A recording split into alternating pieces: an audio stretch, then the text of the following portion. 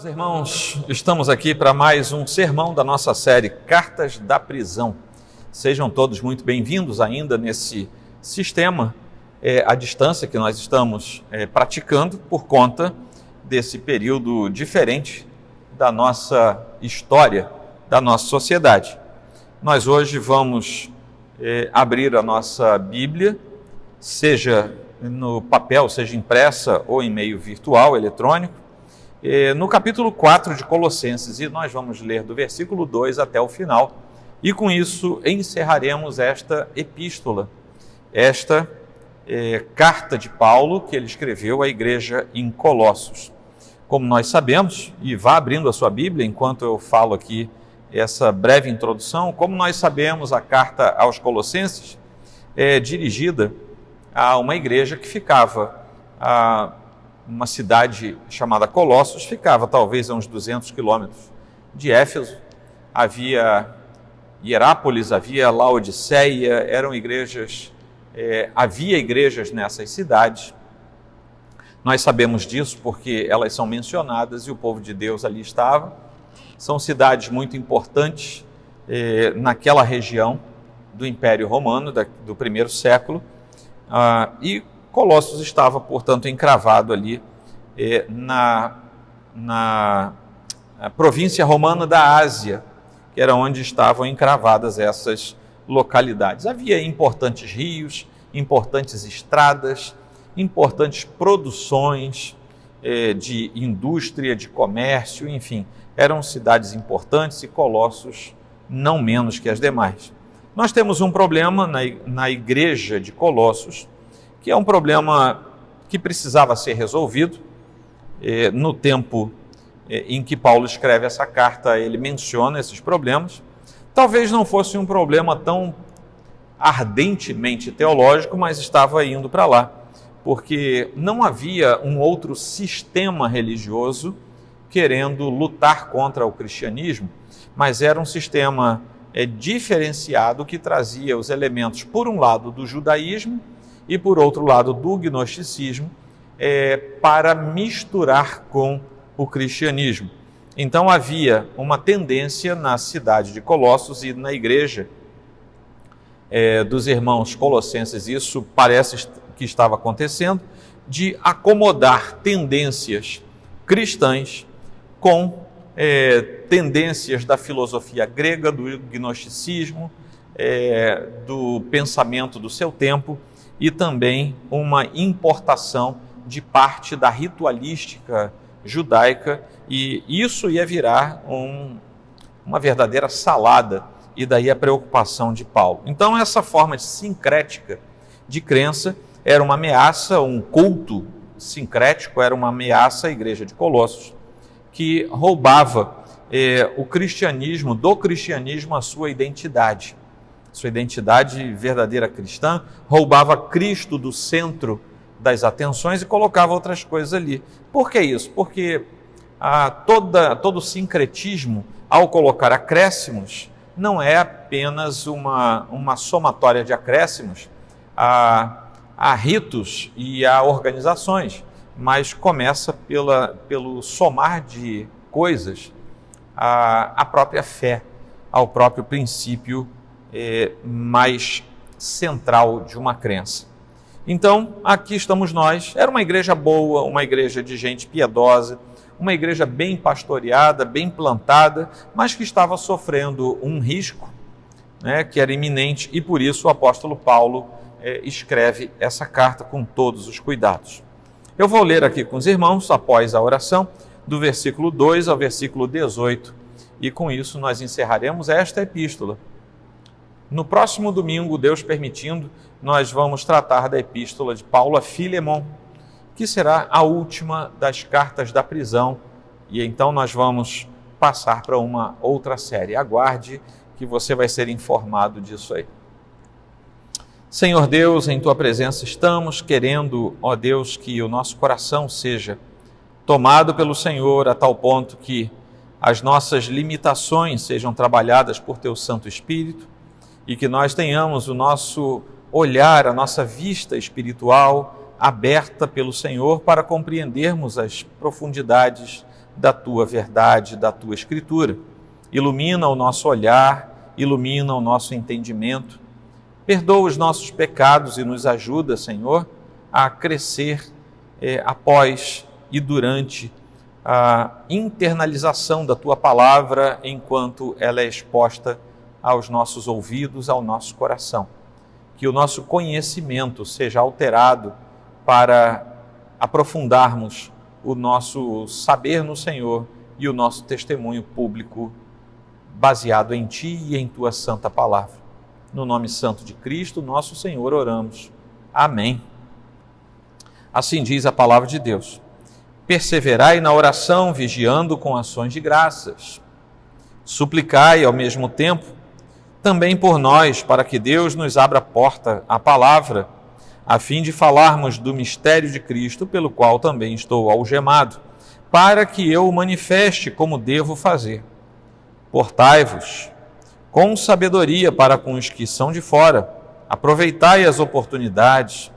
A vossa palavra seja sempre agradável, temperada com sal, para saberdes como deveis responder a cada um. Quanto à minha situação, Tíquico, irmão amado e fiel ministro e conservo do Senhor, de tudo vos informará. Eu vos envio com o expresso propósito de vos dar conhecimento da nossa situação e de alentar o vosso coração. Em sua companhia vos envio Onésimo, o fiel e amado irmão, que é do vosso meio. Eles vos farão saber tudo o que por aqui ocorre. Saúda-vos Aristarco, prisioneiro comigo, e Marcos, primo de Barnabé, sobre quem recebestes instruções. Se ele for ter convosco, acolhei-o. E Jesus, conhecido por justo, os quais são os únicos da circuncisão que cooperam pessoalmente comigo pelo reino de Deus. Eles têm sido o meu lenitivo. Saúda-vos Epáfras, que é dentre vós, servo de Cristo Jesus, o qual se esforça sobremaneira, continuamente por vós nas orações, para que vos conserveis perfeitos e plenamente convictos em toda a vontade de Deus. E dele dou testemunho de que muito se preocupa por vós, pelos de Laodiceia e pelos de Herápolis. Saúda-vos Lucas, o médico amado, e também Demas.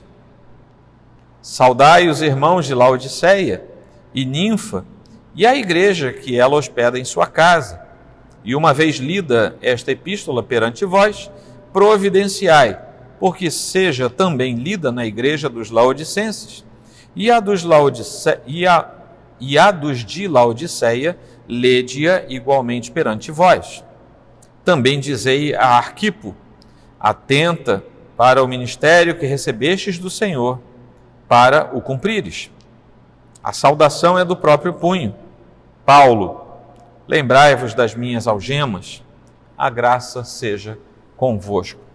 Bom, meus irmãos, aqui nós temos, na verdade, o finalzinho da epístola, com uma exortação final, que é aquela parte dos versículos 2 a 6, que se encaixa no final de todas as demais exortações, principalmente aquelas que nós vimos no capítulo 3, quanto à união com Cristo, os deveres, como é que é a nossa vida cristã. Aqui ele complementa com uma parte mais espiritual dessa exortação, e então ele passa para as despedidas, as saudações, e tudo isso tem muita coisa para nós vermos. Mas aqui, inicialmente, entre os versículos 2 e 6, nós vamos ver os deveres dos cristãos como igreja. Nos versículos 7 a 17, nós vamos ver os deveres dos cristãos como irmãos. E no versículo 18, nós vamos ver os deveres dos cristãos como ovelhas, ovelhas que têm pastor nesse sentido. Então são deveres dos cristãos, como igreja, como irmãos e como ovelhas. Vamos então à palavra do Senhor. O apóstolo Paulo começa esses primeiros versículos dizendo: perseverai, suplicai, mantenha vigilância. Enfim, ele tem algumas indicações aqui bastante pontuais, bastante precisas.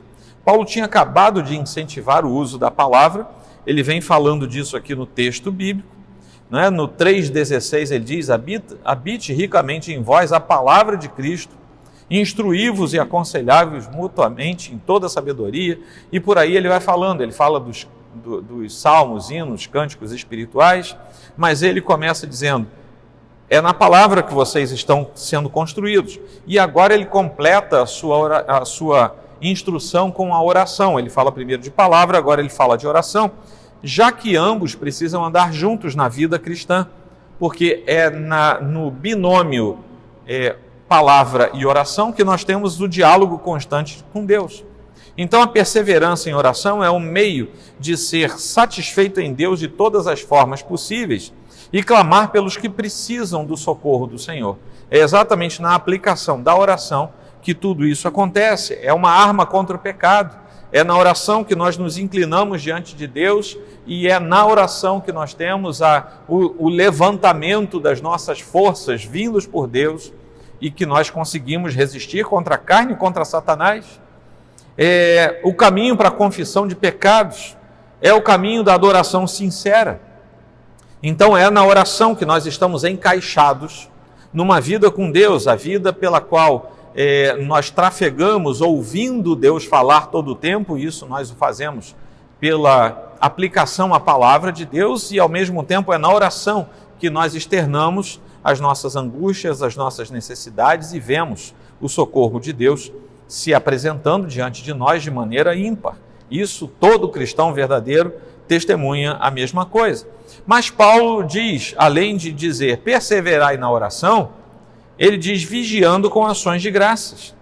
E essas duas questões são extremamente importantes, porque ele apresenta essa ideia de vigiar em oração, o que nos lembra muito Mateus 26:41, quando Jesus vai orar no jardim, um pouco antes de ser preso, ele vira para os seus discípulos e diz, fiquem aqui, vigiem em oração, fiquem aqui vigiando em oração, fiquem orando.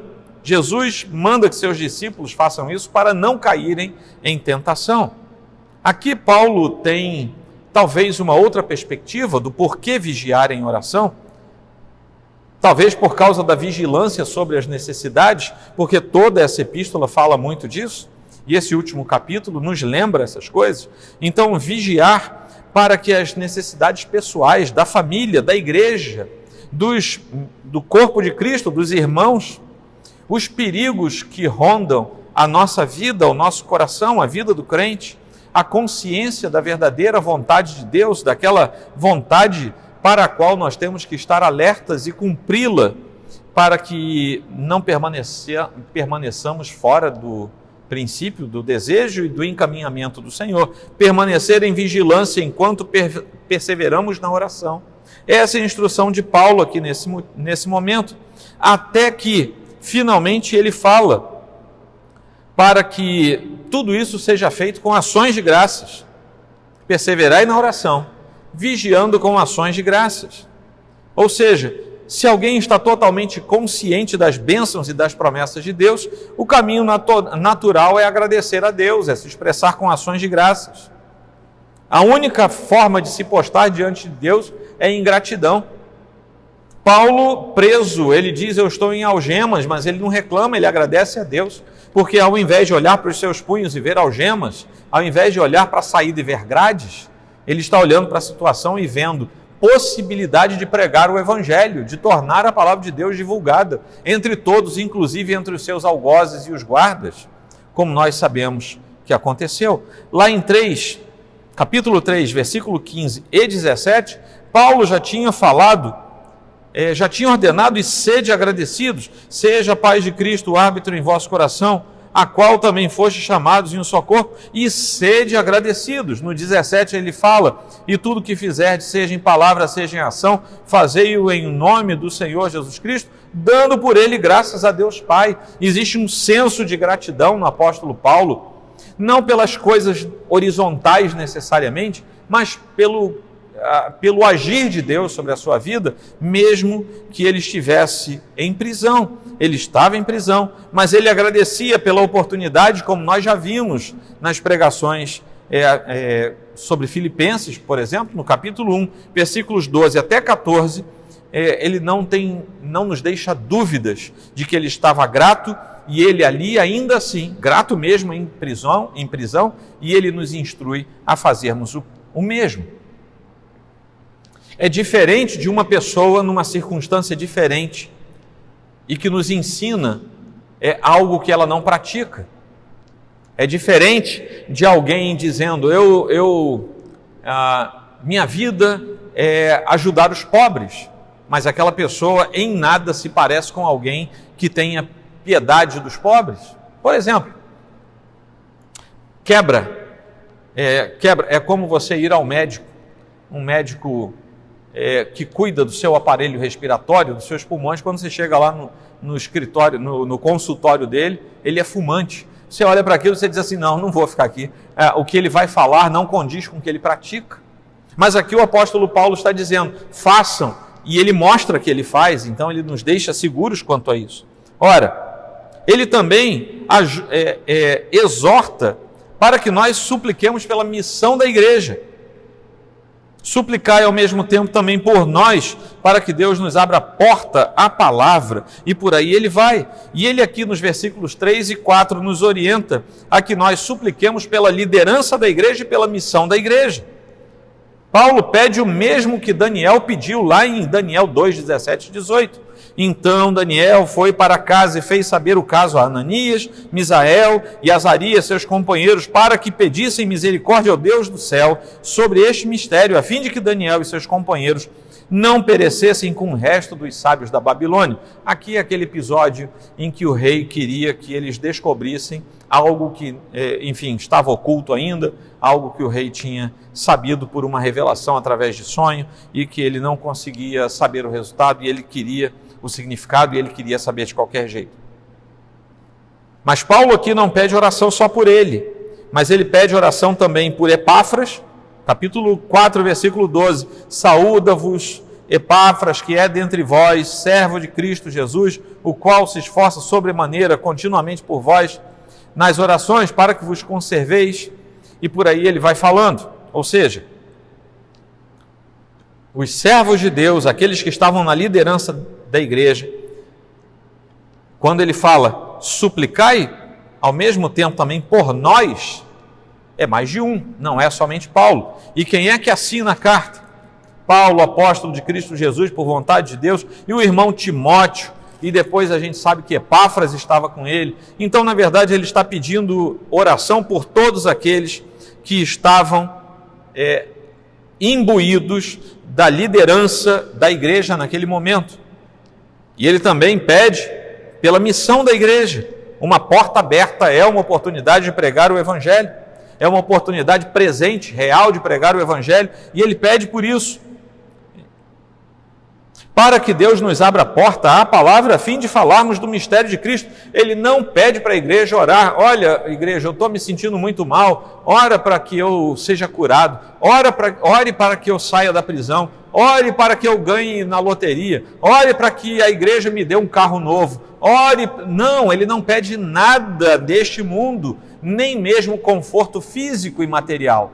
Ele pede que a missão que Deus lhe deu tenha caminho para ser cumprida.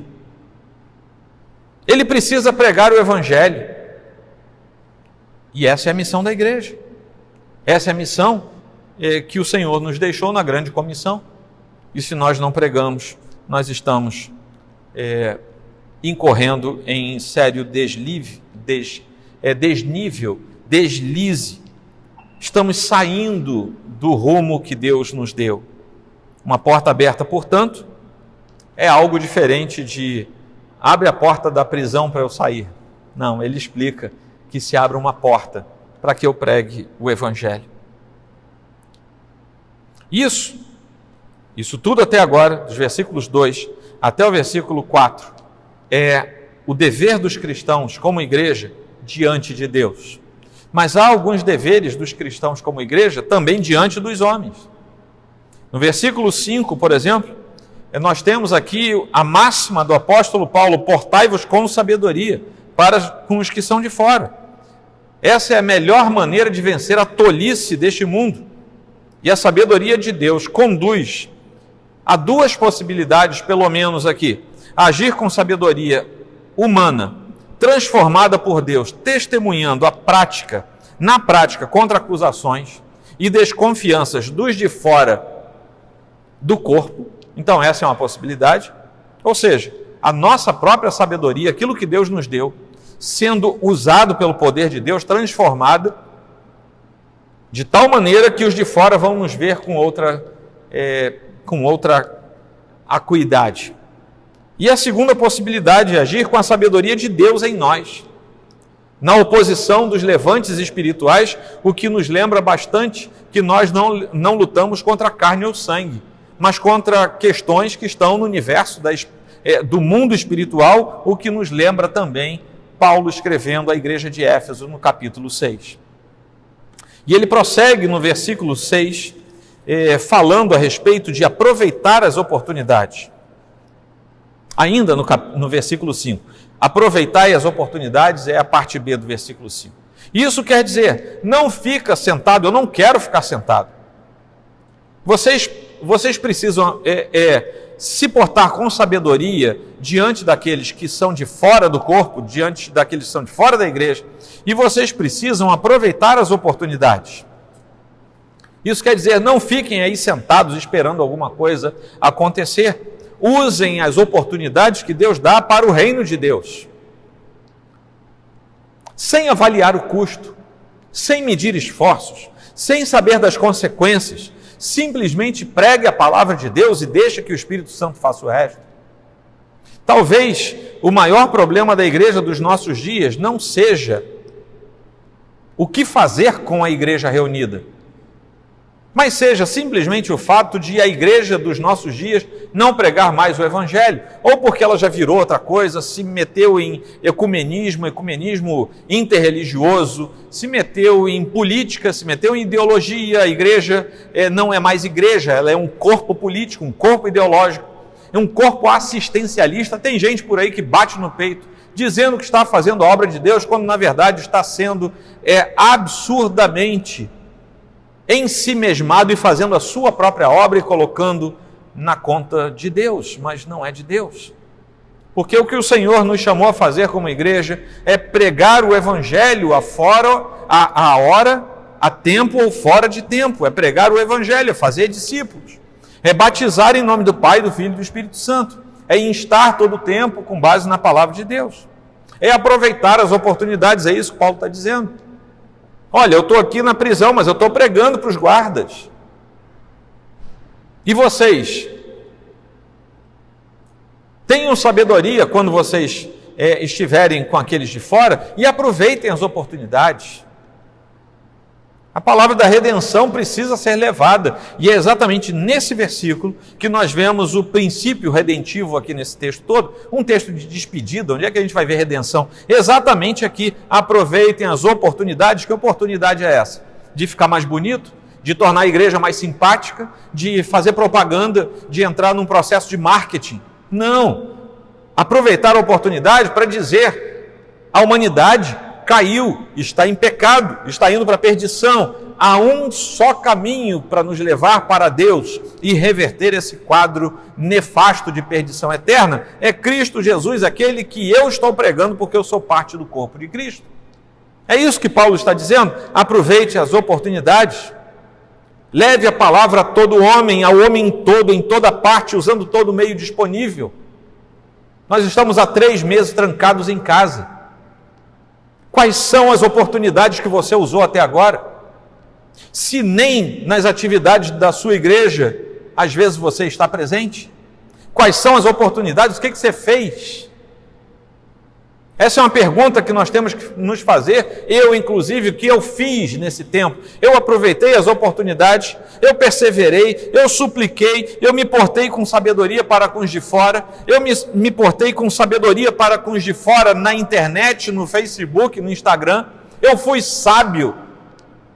Ou eu me tornei mais um panfletário na internet e eu aproveitei as oportunidades para falar do amor de Cristo? Ou eu simplesmente quis ser eu mesmo lá? E nós precisamos ter a resposta certa, do jeito certo. A palavra precisa ser inteligível. levar a mensagem certa. É por isso que no versículo 6 ele diz que a palavra seja sempre agradável, temperada com sal. E as pessoas interpretam isso aqui achando que você tem que ser simpático. Você não vai ser simpático ao mundo pregando que o mundo está indo para o inferno. Não tem jeito, você não vai ser simpático. Você tem que ser agradável na agradabilidade da pregação do evangelho, sendo direto, sendo objetivo, não sendo falso, não sendo hipócrita na pregação do evangelho, não querendo misturar, amalgamar coisas que não se misturam. Você não vai conseguir juntar a água com óleo, você não vai conseguir fazer isso. Seja apenas cristão e agrade a Deus e não ao homem. E aproveita e seja temperado por sal. A sua palavra tem que ser temperada. Para quê? Para dar gosto, para evitar que a putrefação chegue. Afinal de contas, né, o cristão é o sal da terra. Mateus 5 está aí para isso. E se a sua mensagem não carrega o sal, não leva o sal, se a sua mensagem é insípida, ela só serve para ser jogada fora. O que quer dizer é que um monte de pregação que nós ouvimos e vemos nos nossos dias são lixo, absolutamente lixo, não servem para nada, para jogar fora, para pisotear, como diz o texto. Lucas 14 depois fala disso também. Temos o segundo ponto, e estes são mais objetivos. Os deveres dos cristãos como irmãos. Então, os deveres dos cristãos como igreja se direcionam a Deus e se direcionam também aos homens. Os deveres dos cristãos como irmãos precisam tranquilizar os irmãos e precisam apoiar e reconhecer os que trabalham na causa do Senhor. Isso vai do versículo 7 até o 17.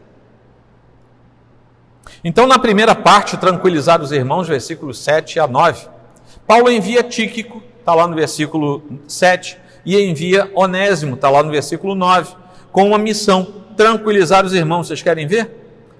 Versículo 8. Eu vou-lo envio com expresso propósito, é um propósito objetivo, de vos dar conhecimento da nossa situação e de alentar o vosso coração. Então Paulo queria tranquilizar o coração dos irmãos. Para isso ele envia Tíquico, envia Onésimo para tranquilizar os irmãos. Ele faz questão de dizer que os mensageiros são da inteira confiança. Ele repete isso aqui. Vocês os conhecem, eles são fiéis companheiros. Ele faz uma apresentação de Tíquico e Onésimo para que ninguém tenha sequer uma sombra de desconfiança deles, da idoneidade deles. Ele faz questão então de dizer que aqueles mensageiros são de sua inteira confiança, são chamados de irmãos amados e fiéis. E a razão pela qual ele confiou a esses dois irmãos, a essa dupla, a missão de levar cartas aos irmãos da igreja de Colossos, da igreja de Laodiceia e também uma carta ao seu irmão Filemão, que recebe, é a última das cartas que veremos no próximo domingo. Lá no versículo 16 nós vemos isso, e uma vez lida esta epístola, entre vós providenciai para que também seja lida na igreja dos Laodicenses, ou seja, a igreja de Laodiceia ia receber também uma carta, e por aí vai. Então, algumas igrejas estavam recebendo a visita dessa dupla, enviada por Paulo desde o interior da prisão, quando ele os envia.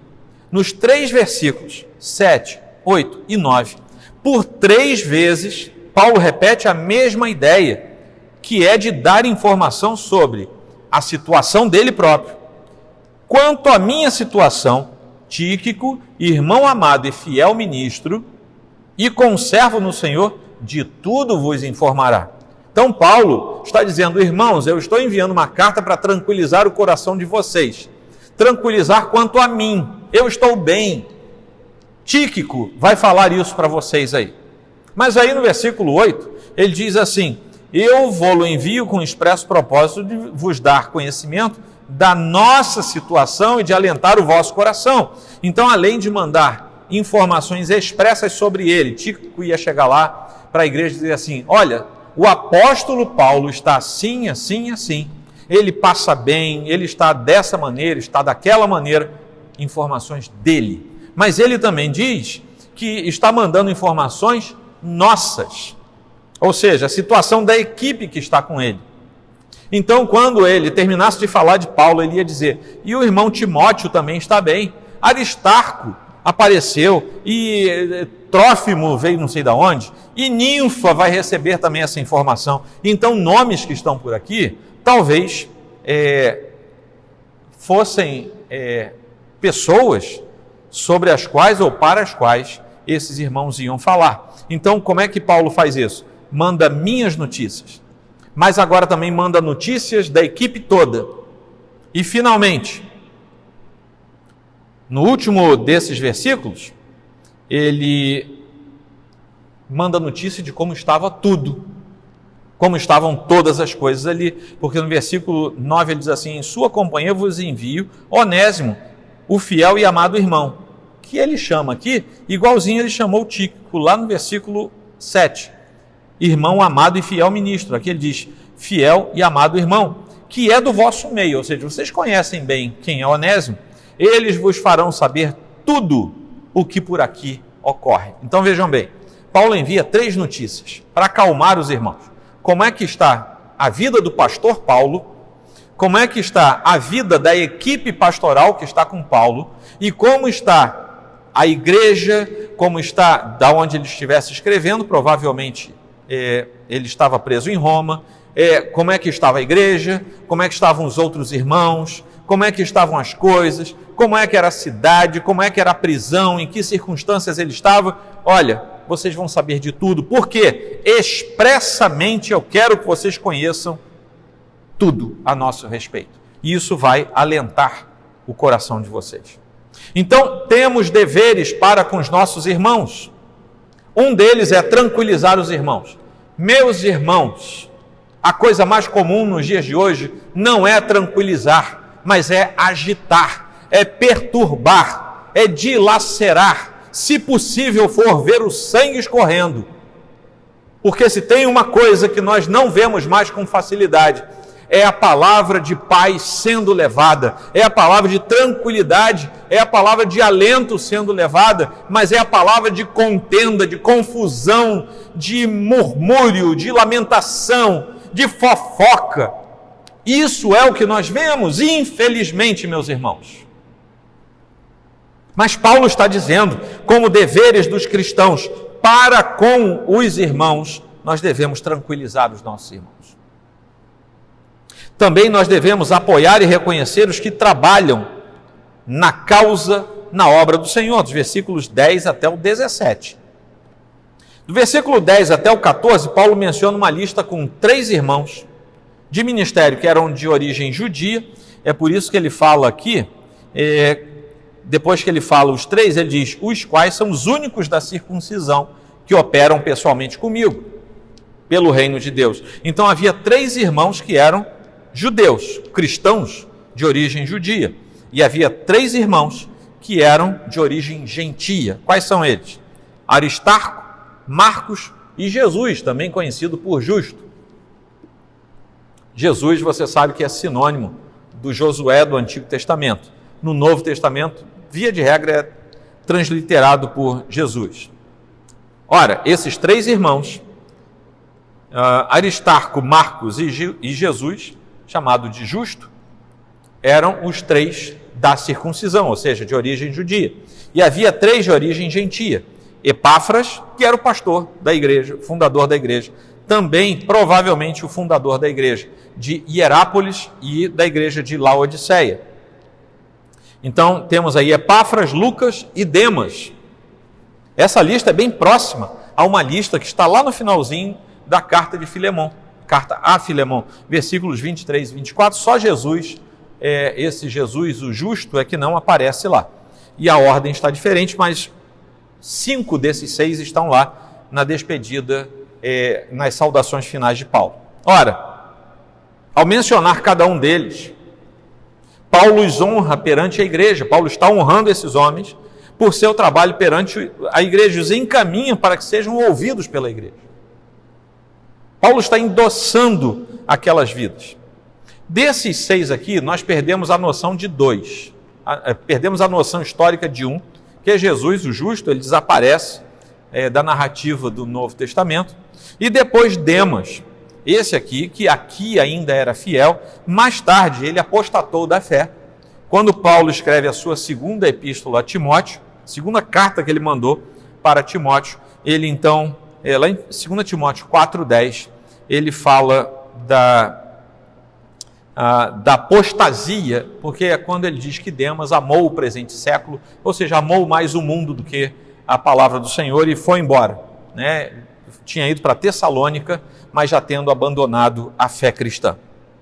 E Paulo, finalmente, exalta a dedicação e o esforço das igrejas lá em Laodiceia e de uma igreja que se reunia, ele menciona aqui, na casa de uma pessoa chamada Ninfa. Saudai os irmãos de Laodiceia e Ninfa, e a igreja que ela hospeda em sua casa, versículo 15. Então ele está fazendo uma relação até o versículo 14. Ele reconhece aqueles 6 primeiros, 3 de origem judia, 3 de origem gentia, os exalta perante a igreja, para que a igreja os ouça, para que a igreja os receba como pessoas idôneas. Um deles depois desaparece, o outro sai do caminho do Senhor. São aqueles mistérios que nos envolvem. E Paulo então pede que lá na igreja de Colossos e Laodiceia, que vão receber, cada uma vai receber uma carta. Nós não temos certeza se a mesma carta para os colossenses foi escrita e mudada apenas a destinação para a igreja de Laodiceia, ou se era uma outra carta. Provavelmente outra carta, porque Paulo diz o seguinte: vocês que são de Colossos, leiam a carta de vocês para os irmãos de Laodiceia. Ou seja, enviem a carta para ser lida lá. E os irmãos de Laodiceia enviem a carta deles para ser lida com vocês, por vocês aí no meio da congregação. Então, provavelmente eram cartas diferentes, por essa questão de um relevo histórico que nós temos aqui. E curiosamente aqui, já no versículo 16, não se menciona mais a igreja de Hierápolis, que Paulo tinha mencionado apenas 3 versículos antes, no versículo 13. Nós não sabemos porquê, mas ela não é mais mencionada a partir do versículo 13. E finalmente, versículo 17 diz assim: também dizei a Arquipo, atenta para o ministério que recebeste no Senhor, para o cumprires. Pois bem, lá em Filemão, no versículo 2, nós temos, e nós vamos ler essa epístola na próxima semana, ela é bem curtinha, não vou me antecipar agora, mas lá em Filemão, versículo 2, nós vemos a menção de 2 pessoas, Áfia e Arquipo. E provavelmente Áfia era esposa de Filemão e Arquipo era filho desse casal. O que quer dizer isso? Vários comentadores, enfim, teólogos falam dessa possibilidade. Provavelmente Arquipo vivia em Colossos, e por isso ele diz para a igreja de Colossenses: digam a Arquipo, ou seja, ele estava ali por perto, né? Não precisava viajar para falar alguma coisa para ele. Mas, muito provavelmente, Arquipo era alguém, digamos assim, da idade de Timóteo. Era jovem, bem mais jovem que Paulo. E a fala de Paulo para ser transmitida a Arquipo: atenta para o ministério que recebeste no Senhor, para o cumprires, nos lembra muito aquilo que Paulo também fala para o jovem Timóteo, né? Cumpre cabalmente o teu ministério. Está lá em 2 Timóteo 4, no finalzinho do versículo 5. Paulo tinha uma preocupação com o jovem ministro Timóteo, que parece muito com a preocupação que ele está tendo por Arquipo. Provavelmente ele foi um servo do Senhor, que se empenhou no ministério ainda no 1º século, como Timóteo. Por alguma razão, ele é mencionado poucas vezes na Escritura. Mas Paulo aqui está dizendo, nos falando nesses 7 versículos, que os cristãos têm deveres para com outros irmãos. 2 deveres mencionados aqui: tranquilizar os irmãos, e outro dos deveres, apoiar e reconhecer os que trabalham na causa do Senhor. E nós pecamos nisso. Porque nós não apoiamos quem merece ser apoiado. E nós não reconhecemos quem merece ser reconhecido. Nós jogamos humildade na conta dos outros. Não, o irmão vai ficar soberbo. Como é que você sabe? Você não é Deus? Faça isso com relação a você, mas não com relação aos outros. Reconheça quem tem que ser reconhecido. Reconheça quem trabalha na obra do Senhor. E não quer dizer apenas trabalhar visível e ostensivamente. Às vezes é aquele irmãozinho que não sai daquele canto do banco, mas que você sabe que ele intercede, ele ora, ele é muito mais obediente a esse capítulo 4 do que todos nós juntos. Precisamos reconhecer aqueles que laboram, aqueles que lutam, aqueles que dão noites de sono, que dão horas de joelho, que dão sua vida pela causa do Senhor e pelo bem-estar da congregação em que nós nos reunimos. Nós pecamos com isso, porque nós nos esquecemos daqueles que o Senhor deu para andarem juntamente conosco. A nossa fala é sempre amarga, a nossa fala é sempre ranzinza, e a gente não abraça o irmão que precisa ser abraçado. A gente não reconhece como deveria aquele que precisa e merece ser reconhecido. E finalmente o versículo 18. A saudação é do próprio punho. Paulo confirma que a carta era dele. Por quê? Tinha um monte de carta falsa andando por ali, por dentro do império, nas igrejas do entorno do Mediterrâneo, e ele tinha o hábito de assinar a maioria das suas cartas para que as pessoas soubessem, foi Paulo mesmo, alguém, ele ditou, alguém copiou, alguém, enfim, um amanuense, e escreveu de fato a redação, mas Paulo assinou, ele estava lá, o texto é dele, porque foi ele quem ditou. E outra coisa, para evitar falsificações e para todo mundo ter certeza que aquela carta era dele. E ele fala uma coisa objetiva e outra na entrelinha. Ele diz: lembrai-vos das minhas algemas.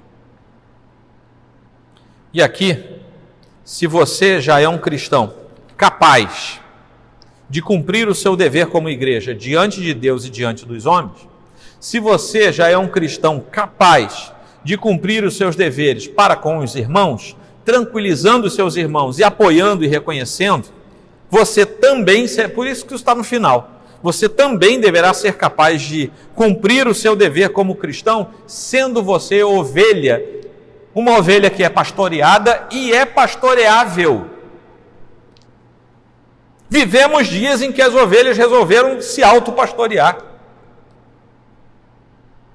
Ovelhas que não são mais ovelhas, são outra coisa, porque ovelha é um bichinho altamente pastoreável. É por isso, essa é uma das razões da metáfora bíblica que nos chama de ovelhas. Bode é difícil. Você tenta botar o bode ali, ele pula para cá. Você bota um bode ali, ele come tudo. Ele come papel, come plástico, come tudo. É difícil controlar até o apetite do bode. A ovelha não. E Paulo está dizendo, lembrem-se das minhas aflições. Lembrem-se das minhas algemas. Em momento algum ele está dizendo, lembrem-se que eu sou sofredor. Ó dia, ó céus, como eu sofro. Olhem bem como eu estou, flagelado. Olha como eu sou um pobre coitado. Paulo não está falando isso. Paulo está dizendo, orem por mim, lembrem-se que eu tenho aflições. Eu, como pastor de vocês, tenho aflições. Lembrem-se que eu sou ser humano como vocês. E eu tenho aflições. E é muito esquisito eu, como pastor, falar isso, mas está aqui. Seria melhor se um outro irmão pregasse esse sermão, né? Que não fosse um pastor.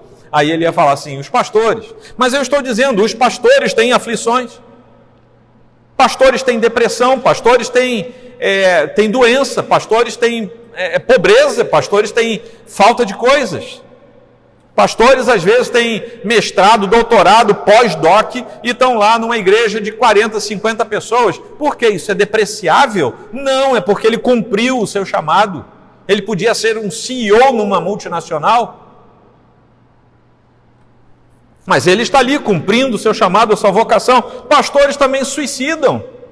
É só você olhar aí nos noticiários, evangélicos e não evangélicos. Pastores de renome se suicidam. E Paulo está dizendo: lembrem-se das minhas algemas, lembrem-se que com toda alegria por pregar o evangelho, a coisa aqui não está fácil. Estou preso, estou dentro de uma cadeia. Mas a contramão disso é porque nós sabemos que todas as vezes que Paulo falava da sua prisão, do seu encarceramento, ele tinha um jeito de dizer: mas isso também me dá alegria, porque isso é o caminho da vitória. Ninguém ia pregar para aqueles guardas do pátio. Eu consegui pregar. Sabe por quê? Porque eu estava preso. A guarda pretoriana nunca tinha ouvido falar do evangelho do Senhor Jesus Cristo. Agora já ouviu falar e tem um monte de guarda convertido. Sabe por quê? Porque eu estava em algemas, eu estava preso. Então Paulo diz o seguinte para nós: lembrem-se que eu sou ser humano, lembrem-se que eu sou fraco, eu sou frágil. Depois ele vai dizer: eu estou com frio, eu estou sozinho, não tenho livro para ler, eu estou precisando de calor humano. Timóteo, vê se vem logo antes do inverno chegar.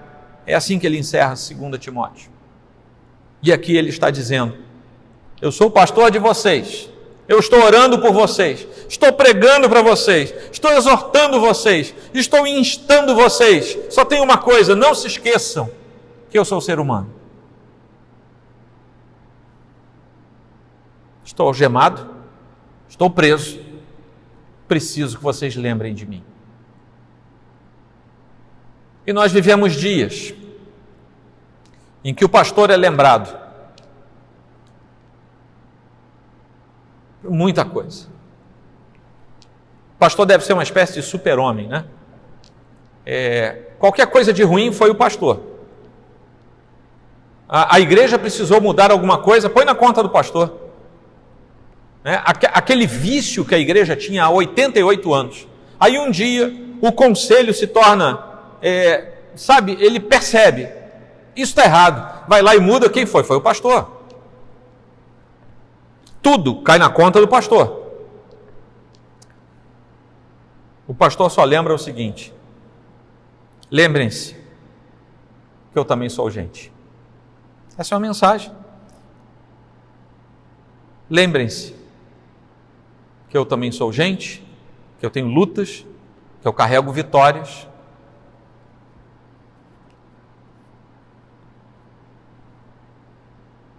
Lá em Hebreus, existe uma exortação muito interessante que fala a respeito do não se esquecer dos seus guias, dos seus pastores, daqueles que entregam a sua vida em favor daqueles que são filhos do Senhor, que são aqueles que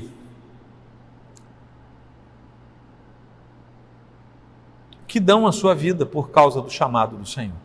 Mas isso só acontece depois que os deveres dos cristãos como igreja, diante de Deus e do homem, foi cumprido. Depois que os deveres dos cristãos como irmãos, para tranquilizar os irmãos e apoiar e reconhecer os que trabalham na obra do Senhor, também foram cumpridos. Somente então os deveres dos cristãos como ovelhas, que têm um pastor dado por Deus, serão também cumpridos. Finalizando, meus irmãos, se alguém que ouviu esta palavra não é filho de Deus, não vai servir de nada para você, tá bom? Fique tranquilo. Mas a redenção sobre a qual eu falei, que está aqui, eu falei, olha, aqui tem redenção. Essa redenção está à disposição de todo aquele que crê. E todo aquele que crê será salvo. Simples desse jeito. Então, se alguma coisa aconteceu no seu coração, se você não é filho de Deus, ou se você achava que era e alguma coisa está dizendo que não, entenda que o Senhor pode estar chamando você para o seu rebanho, para que você seja tudo isso aí que nós lemos a respeito dos cristãos hoje. Nós falamos a respeito dos cristãos. O Senhor Jesus Cristo ainda chama, porque os tempos ainda não se concluíram, não terminaram. O Senhor Jesus ainda chama. E Ele chama com poder e com graça. Ele chama com misericórdia. E Ele chama exatamente os perdidos, aqueles que estão com peso na alma. Agora, cada um dos filhos de Deus tem deveres para com a igreja, para com os irmãos, para com seus pastores. A pergunta é, você que é filho de Deus, tem cumprido esses deveres? Ou você tem deixado passar as oportunidades, envolvendo-se nas coisas deste mundo, nos negócios do mundo, tirando a mão do arado, deixando que o arado vá sozinho, sendo puxado pelos bois sem você guiar, sem atentar para o chamado do Senhor? São perguntas que eu faço e ninguém pode responder a não ser você. Agora, tem 3 orientações a partir dessa nossa palavra de hoje. Trate a igreja de Cristo como o que ela é: o corpo do Senhor Jesus Cristo e o instrumento para a congregação dos santos. Não trate a igreja de Cristo de outra maneira, porque isso não agrada ao Senhor. Segundo, trate os verdadeiros filhos de Deus como o que eles são e os honre sempre. Por eles foi pago um alto preço e o Senhor zela por cada um dos seus filhos. E o Senhor, que é totalmente justo e amoroso, Ele também tem uma santa ira para aqueles que mexem na menina dos seus olhos. Por último, obviamente estamos falando de verdadeiros filhos de Deus, né? Verdadeiros filhos do Senhor, tanto aqueles que promovem quanto aqueles que são promovidos nesse enlace de honra mútua. Última coisa, trate os verdadeiros pastores da casa de Deus como você deve tratá-los. Imite a sua fé, obedeça cada um deles e seja submisso a eles. Essa é a orientação de Hebreus, que eu não vou ler agora por causa do tempo. Faça isso com alegria, porque isso é de proveito para você. Imite a fé dos verdadeiros pastores, obedeça os verdadeiros pastores, seja submisso a eles e faça isso com alegria, porque aí você terá bom proveito. Tudo vai correr bem na sua jornada. Há alguma coisa de místico em tudo isso? Não. É porque a palavra de Deus manda fazer assim. E se a palavra de Deus manda fazer, é Deus mandando. E você sabe que não é lá muito interessante desobedecer a Deus. Queridos, eu vou orar com vocês e vou pedir que Deus abençoe e nos permita internalizar essa palavra para a glória do Senhor. Senhor Deus, em Tua presença estamos com o nosso coração cheio daquilo que nos foi dado pela exposição da palavra. Agora, Senhor, que o Teu Santo Espírito a internalize e a torne arraigada em nós de modo profundo. Que sejamos, ó Deus, fiéis a Ti como verdadeiros cristãos, cumprindo os nossos deveres em todas essas instâncias que foram faladas hoje. E que a graça do Senhor venha sobre nós e que a Tua glória seja manifestada. Queremos assim, ó Deus, Te honrar, Te bendizer, Te agradecer, porque Tu és o nosso Deus. No nome santo de Cristo Jesus. Amém. Amém, Senhor. Que Deus abençoe vocês. Sejam todos tocados pela graça e misericórdia do Senhor.